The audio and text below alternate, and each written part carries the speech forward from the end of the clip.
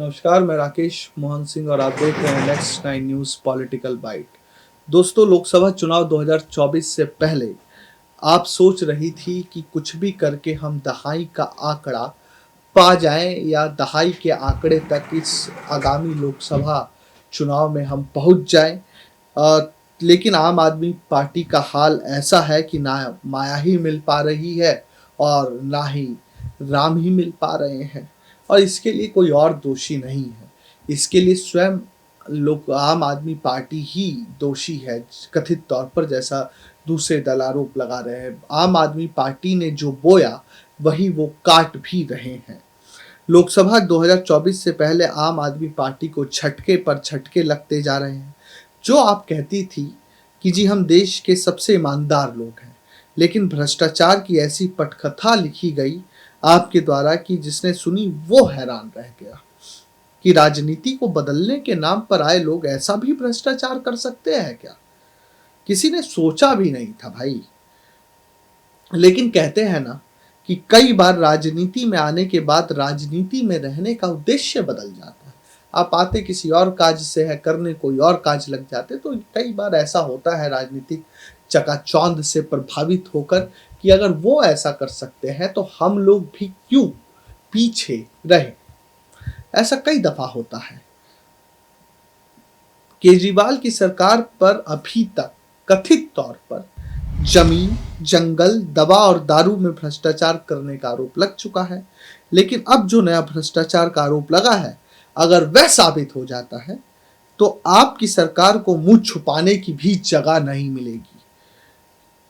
क्या है वो आरोप? किसने लगाया आरोप? बताते हैं आपको।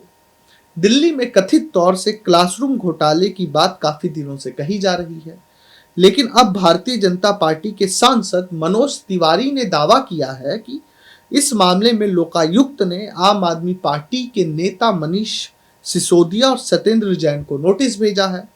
यह दावा करते हुए मनोज तिवारी ने यह भी बताया है कि कुल 999 करोड़ रुपए के इस घोटाले को कैसे अंजाम दिया गया।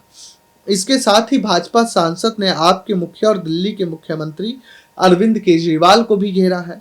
मनोज तिवारी ने दावा किया कि बुधवार लोकायुक्त में हमारा केस था।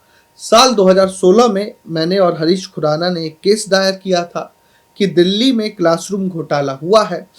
एक लंबे समय के बाद हमारा केस लोकायुक्त के पास गया तो उन्होंने निगरानी निदेशालय से रिपोर्ट मांगी। यह रिपोर्ट सामने आ चुकी है। इसके बाद कल जो लोकायुक्त का निर्देश आया, उस निर्देश की एक प्रति हमारे पास है। भाजपा सांसद ने आगे दावा किया कि इस फैसले में लोकायुक्त ने रिस्पोंडेंट नंबर 1 और रिस्पोंडेंट नंबर 2 से रिपोर्ट मांगी है। मनोज तिवारी ने कहा कि स्कूल के क्लासरूम जो 5 लाख में बन सकते थे उसे 33 लाख में बनाया गया। इन दिनों आप नेताओं ने इसके लिए टेंडर जारी किया। मनोज तिवारी ने आरोप लगाया कि क्लासरूम बनाना उद्देश्य नहीं था। सिसोदिया और सत्येंद्र जैन के मीटिंग में हुई बातें हैरान करने वाली है। मनोज तिवारी ने आगे कहा कि लोकायुक्त और लोकपाल के लिए आम आदमी पार्टी ने सबसे ज्यादा हल्ला किया, लेकिन बहुत ज्यादा लोकपाल और लोकायुक्त को लेकर आम आदमी पार्टी उसके बाद सीरियस नहीं दिखी। उन्हें कहिए अपना जवाब दे, क्योंकि वह संदिग्ध लग रहे हैं।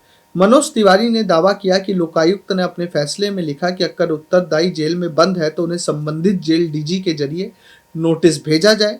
मनोज तिवारी ने कहा 7,180 कमरे बनाने के लिए कुल 999 करोड़ रुपए के टेंडर बने।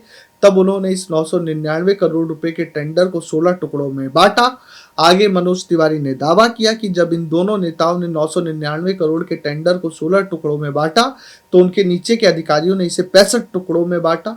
मनोज तिवारी ने कहा, मैं अरविंद केजरीवाल से पूछना चाहता हूं कि क्या वह आपके अपराध करने का यह एक तरीका है। आप मनीष सिसोदिया का बयान सुनिए जब वह जेल से बाहर थे और शिक्षा पर बड़ी बड़ी बातें करते थे।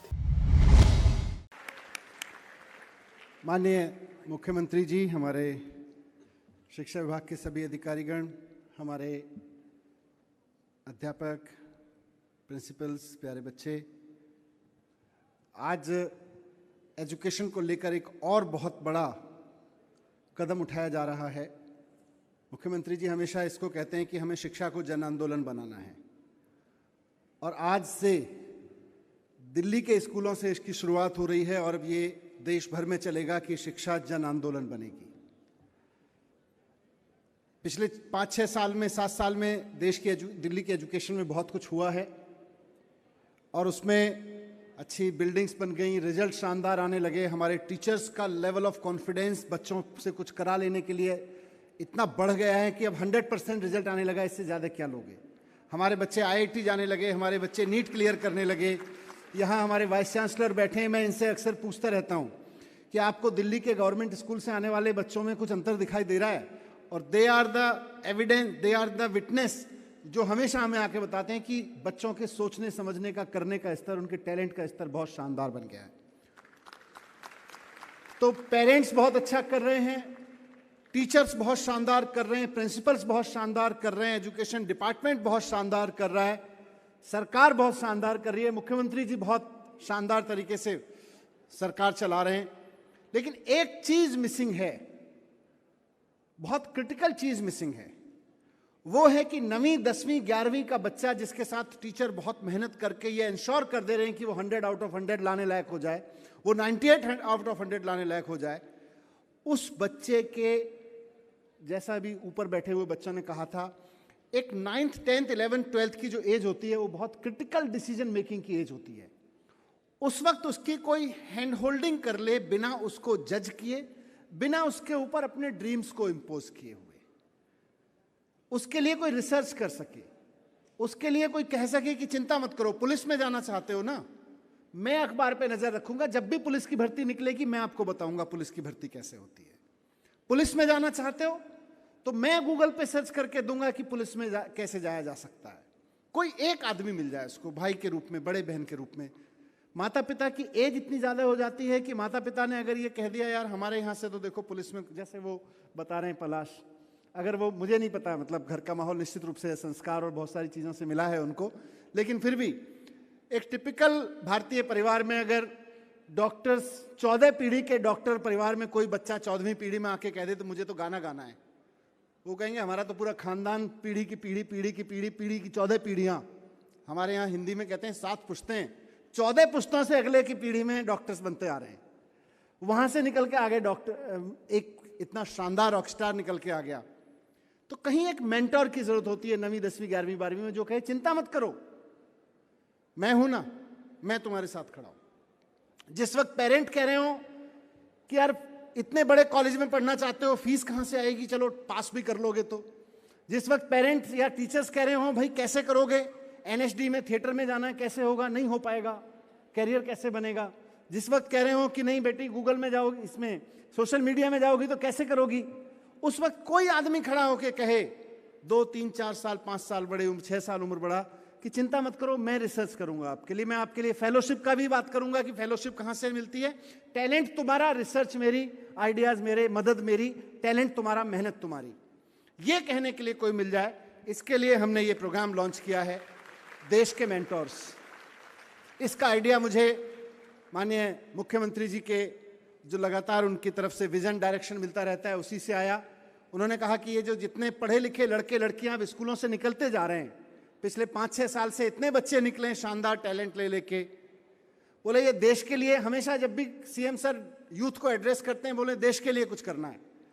मुझे भी उन्होंने कहा कि इन बच्चों को सबको देश के काम में लगाओ, तो वो अच्छे इंजीनियर बन गए, अच्छे ऑफिसर बन गए, अच्छे टीचर बन गए, अच्छे डॉक्टर बन गए, वो तो एक काम कर ही रहे हैं अपने प्रोफेशन में।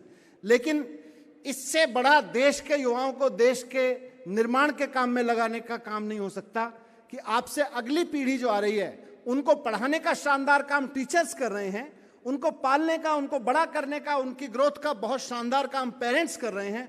आओ मिलके उनके अंदर के सपनों को पालने का काम कोई मेंटर करे, उसकी दिशा में आज ये कदम उठाया जा रहा है। इसमें सभी प्रिंसिपल्स आज यहाँ पर हैं, उनसे अपेक्षा है कि अपने स्कूल के एक एक बच्चे को उसके साथ चर्चा करके, क्योंकि इसका हमने काफ़ी पायलट किया, अपने छोटे छोटे लेवल पे किया, फिर धीरे धीरे बड़ा करते चले गए, और बहुत सारे पायलट्स ने इस पे, बहुत सारे मेंटर्स ने इसको पायलट फेज में काम किया, उससे हमने काफ़ी कुछ सीखा।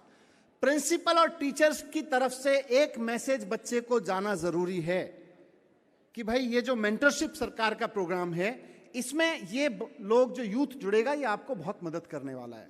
इसके लिए मैं शुक्रगुजार हूं दिल्ली टेक्निकल यूनिवर्सिटी का, विशेष रूप से आज वाइस चांसलर साहब यहाँ बैठे हुए हैं और उनकी पूरी टीम का।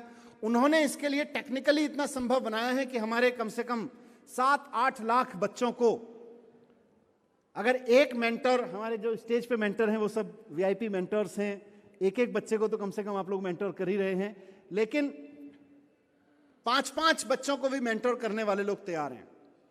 तो 5 बच्चों को, 4 बच्चों को जो मेंटर करेगा उसको इधर उधर जाने की जरूरत नहीं है, बस उसको डीटीयू ने इतना शानदार ऐप बना दिया है कि वो उस ऐप पे रजिस्टर करें। हमारा एजुकेशन डिपार्टमेंट और डीटीयू का ऐप दोनों मिलके, जैसा हमारे बच्चों ने कहा, उस व्यक्ति के थोड़ा सा इंटरेस्ट को ध्यान में रखते हुए और बच्चे के थोड़े से इंटरेस्ट को, नीड को ध्यान में रखते हुए मैचिंग करके उसको मेंटर दे देंगे, मेंटर को मेंटीज दे देंगे। तो आप अगर मेंटरिंग करने के इच्छुक हैं तो आप रजिस्टर करिए। आपको 5 बच्चे, 4 बच्चे जितना आप मेंटर करना चाहते हैं, आपको बाय डिफॉल्ट आपके इंटरेस्ट के हिसाब से वहां से अलॉट हो जाएंगे, उसमें से ऑटोमेटिक तरीके से। और ये सब कुछ बहुत वेल डिजाइन टेक्नोलॉजी का इस्तेमाल करके पूरा प्रोग्राम चलाया जाएगा।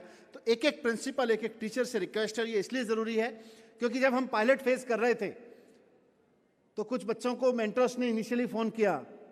वो मेरी टीम यहाँ बैठी है, हमारे साथ में काम कर रहे थे। मैंने कहा 5-10 बच्चों से पहले आप बात करके देखो। उन्होंने बच्चों को फोन किया, जी हम एजुकेशन मिनिस्टर मनीष सिसोदिया के यहाँ से बोल रहे हैं और आपको गाइड करेंगे।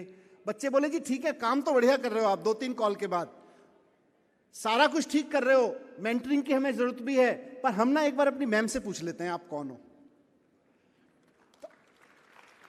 प्रिंसिपल से पूछ लेते हैं।